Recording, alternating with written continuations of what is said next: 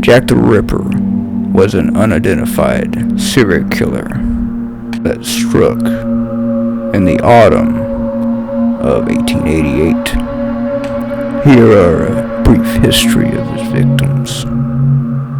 One of the problems you encounter when you attempt to write a history of Jack the Ripper's crimes is establishing just how many of the Whitechapel murders victims there were in fact.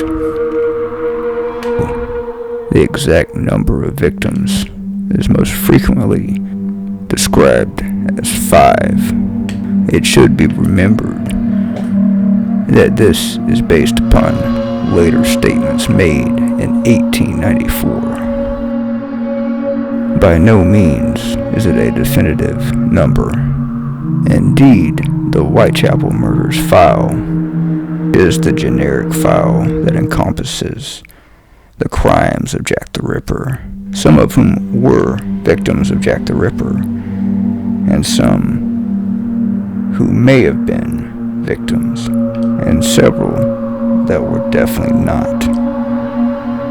1. The canonical 5.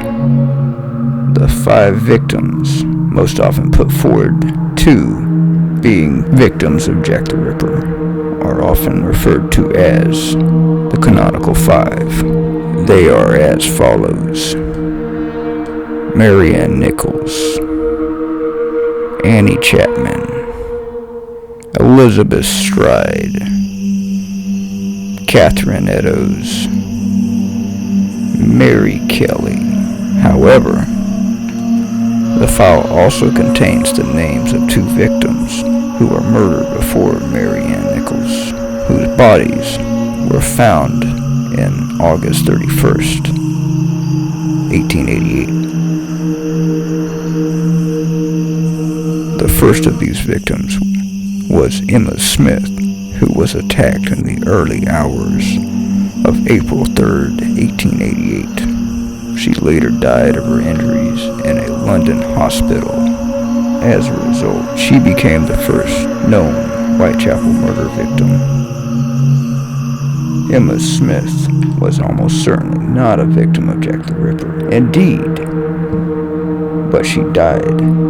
She was about to tell the doctor who treated her at this. On August 7th, 1888, the body of Martha Tabram was found in George Yard. She had been subject to a horrendous and violent attack.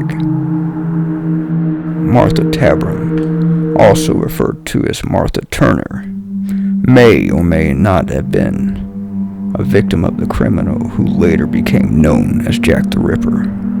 The case against her as being a victim of Jack the Ripper was that her throat was not cut and she had not been disemboweled, injuries that all the canonical 5 would have in common. Evidence that suggests she was a victim is that the killer had targeted her throat and abdomen, just as Jack the Ripper would. Thus, she is still a mystery to whether she was Jack the Ripper's victim. Part 2. The Jack the Ripper Murders. We move into more certain territory with the murder of Mary Ann Nichols on August 31st, 1888. Again, this is a savage and brutal attack. This time, however, the killer demonstrated his modus operandi of cutting her throat and disemboweling the body. We can now look back on the murder of Mary Ann Nichols and pinpoint this crime as the start of the Jack the Ripper so-called reign of terror. The police at the time did not have this luxury. They certainly connected Mary Ann Nichols with that of Martha Tabram, and many of the officers who worked on the case believed that Martha was indeed the first of Jack the Ripper's 6 victims. And in the early days, they were also influenced by the claim that Emma Smith had been attacked by a local gang. As a result, it was decided that the investigation needed to be headed by an officer who had a good working knowledge of the East End criminal underworld. Thus, in early September 1888, Inspector Frederick Albeline, a man who, prior to his promotion, had spent the better part of 14 years as a detective, was brought in to take charge of the ground investigation. Albeline would become one of the most important investigating officers on the whole. He was able to avoid the press criticism and ridicule that other, more senior officers were subject to. Indeed, it seems that Albeline was universally respected. The leather apron scare. It was around this time the police inquiries against the prostitutes in the area yielded a possible suspect in the form of a local man, nicknamed Leather Apron. A vital clue, they thought, that he had wore such a garment. According to the prostitutes, this Leather Apron was running an extortion racket against them, threatening to rip them into pieces if they didn't give him money. Unfortunately, when the press learned of this suspect, several newspapers began anti-Semitic uproar at the thought of a Jewish Hebrew killer amongst us. Annie Chapman is murdered on September 8th, 1888. The body of another prostitute discovered in the backyard on 29 Hanbury Street, less than a mile away from Bucks Row, where the previous murder of Mary Ann Nichols had been taking place. Just a week before, the Hanbury Street victim was identified as Annie Chapman, and this time the violence has escalated, with the killer having removed her womb. The fact that a freshly washed leather apron was found close to her body, coupled with the press sensationalizing concerns of the identity and race of the suspect, caused the anti-Semitism to boil into full-scale racial unrest. Desperate to restore order, the authorities flooded the area with police officers, after which no murders took place for a few weeks. Shortly after the murder of Annie Chapman, John Pizer was arrested, maintaining that he was known in the area as Leather Apron. However, Pizer had a rock-solid alibi. He was, therefore, ruled out as a suspect and even appeared at the inquest into Annie Chapman's death, where he was officially cleared of any involvement of the crimes. Was Jack the Ripper a surgeon? Meanwhile, at Annie Chapman's inquest, police surgeon Dr. George Baxter Phillips expressed his opinion that Annie Chapman had been murdered in order for the killer to obtain her womb, suggesting the speed and skill displayed in removing the organ must have been done by somebody with real anatomical knowledge. The double murder on September 30th, 1888. The Whitechapel murder returned with 2 women, killed in less than an hour of each other.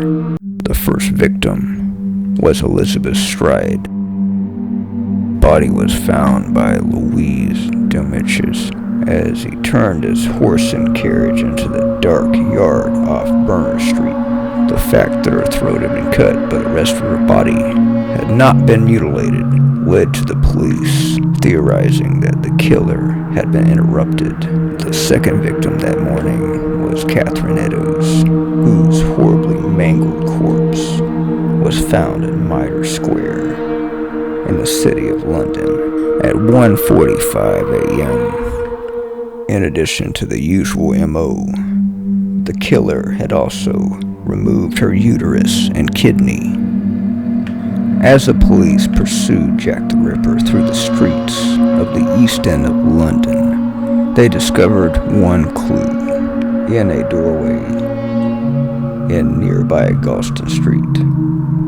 A police constable, Alfred Long, patrolling his beat, came across a piece of Catherine Eddowes' blood-stained apron in the doorway of an apartment block.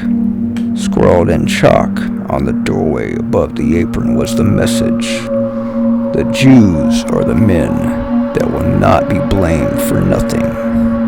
This message was a source of great debate among police, some of which who wanted to erase it to ease the racial unrest in the district, and the City of London police who wanted to photograph it,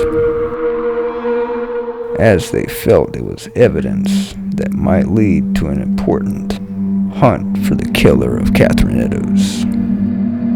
How the killer got his name. In the wake of what the press dubbed the double event, the police decided to make public a letter which, a few days previous, had been sent to the London news agency, written in red ink. It purported to have been written by the killer and boasted that the police won't, quote and unquote, fix me yet, having gloated of what he had done to his supposed victim and stating what he would do to his next victim. Once the police had made the letter public, the name Jack the Ripper caught on immediately and helped turn a series of sordid East End murders into an international phenomenon. Mr. Lusk's letter from hell.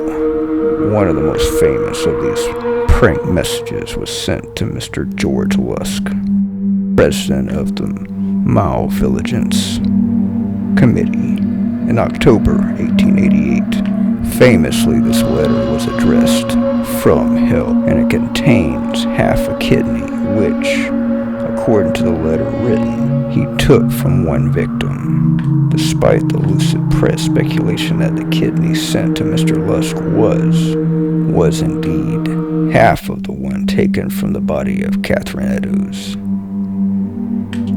The consensus among doctors and police is, in fact, it was a sick prank perpetrated by a medical student. However, the whole of October went by without another murder, and once more the people of the area, into November, believed that the killing spree was over. The murder of Mary Kelly. Their relief, however, was premature. On the 9th of November, 1888, the body of Mary Kelly was found in her room at 13th Miller's Court off Dorset Street, Spitalfields.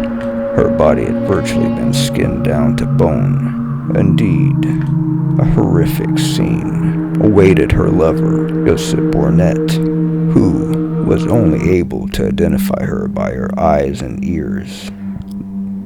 The crimes of Jack the Ripper, or the Whitechapel murderer, has captivated and shocked the world, and even to this day,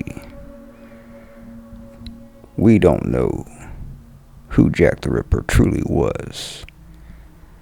I would like to hear everybody's opinion and ideas on the identity of this phantom ghoul.